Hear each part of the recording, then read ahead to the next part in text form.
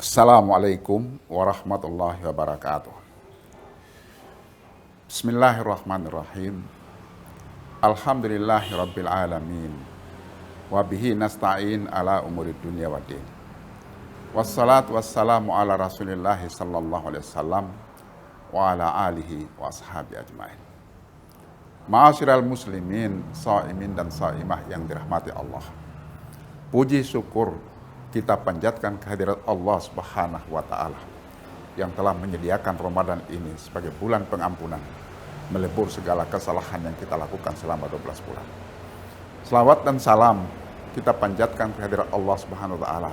Semoga selalu tercurah atas junjungan kita Nabi besar Muhammad sallallahu alaihi wasallam. Ma'asyiral muslimin rahimakumullah. Kini kita tengah menjalani ibadah puasa.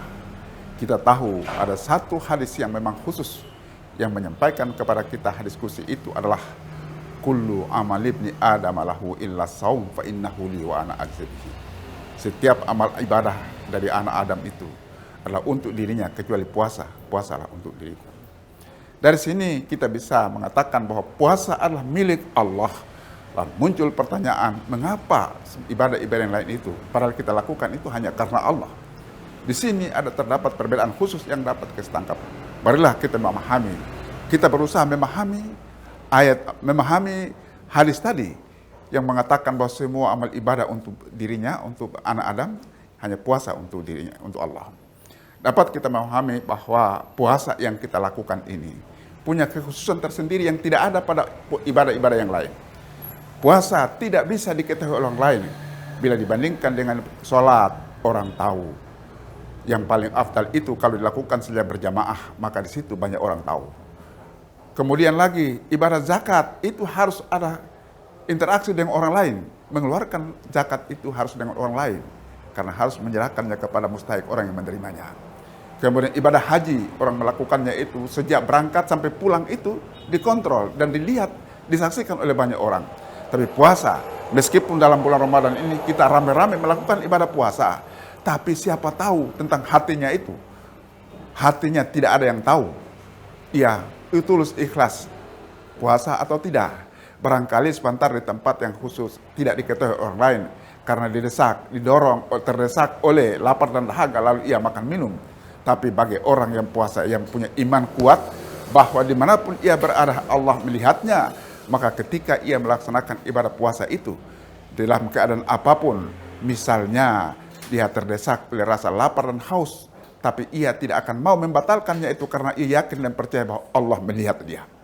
Ia tidak akan mau berbicara dengan bahasa dan kata-kata yang tidak senonoh karena ia tahu bahwa Allah melihatnya, Allah mendengarnya, dan di dalam puasa itu tidak diperkenankan untuk mengeluarkan perkataan-perkataan yang kotor. Di dalam ibadah puasa itu kita juga dilarang untuk mendengarkan kalimat-kalimat yang negatif.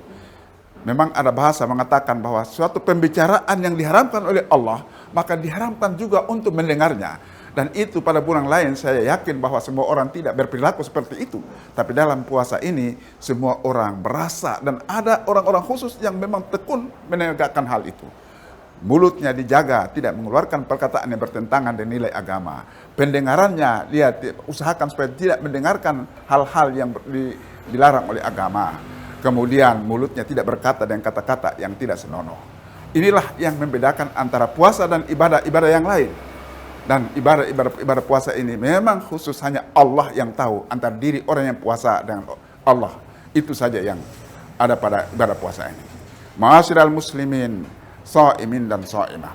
Ada satu keterangan yang mengatakan bahwa kullu hasanatin ya'malu habnu adama yudha'af lahu ajruha min asyaratin ila sab'i mi'atin di'fin illa saum fa innahu li wa ana ajzi bihi. Bahwa semua kebaikan yang dilakukan oleh anak Adam itu dilipat gandakan pahalanya mulai dari 10 sampai 700 kali. Tetapi ibadah puasa itu adalah untukku dan aku yang membalasnya.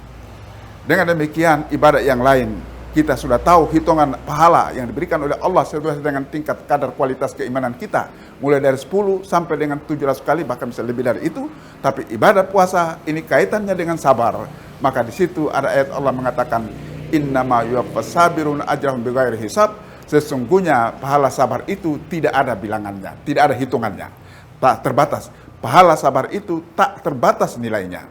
Dengan demikian, barang siapa yang melakukan ibadah puasa ini dengan memenuhi segala ketentuan yang terkait dengan ibadah puasa itu, jaga mulut, jaga pikiran kita untuk bisa meningkatkan puasa dari awam ke puasa khawasul khawas, kepada puasa khawas kepada puasa khawasul khawas. Artinya dari puasa awam ke puasa khusus, tapi ada khusus bil khusus. Itu adalah menjaga pikiran kita supaya jangan memikirkan hal-hal yang negatif. Itulah perbedaannya dengan ibadah-ibadah yang lain. Dengan demikian, ma'asyiral muslimin rahimakumullah, menjaga diri dalam menegakkan ibadah puasa agar jangan termasuk ke dalam kelompok yang dikatakan oleh Nabi. Banyak orang yang melakukan ibadah puasa, tapi yang didapatkan adalah lapar dan dahaga. Kalau sudah demikian, sia-sialah puasa yang kita lakukan sehari penuh, tidak makan, tidak minum, dan tidak bersebadan antara suami dan istri pada siang hari. Tapi hal lain kita langgar, maka nilainya adalah yang kita dapatkan adalah hanya lapar dan dahaga semata.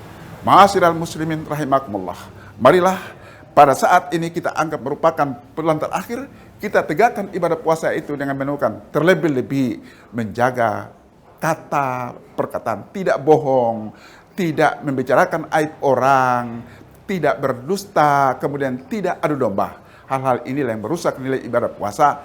Dan kalau kita lakukan itu, maka sia-sialah puasa yang kita lakukan sebulan penuh ini. Jika kita benar-benar menegakkan dalam melaksanakan ibadah puasa ini, jaga mulut, jaga telinga, jaga mata, insya Allah itu yang akan keluar pada 1 Syawal nanti sebagai anak yang baru lahir dari kandungan ibu, bersih dari dosa dan noda.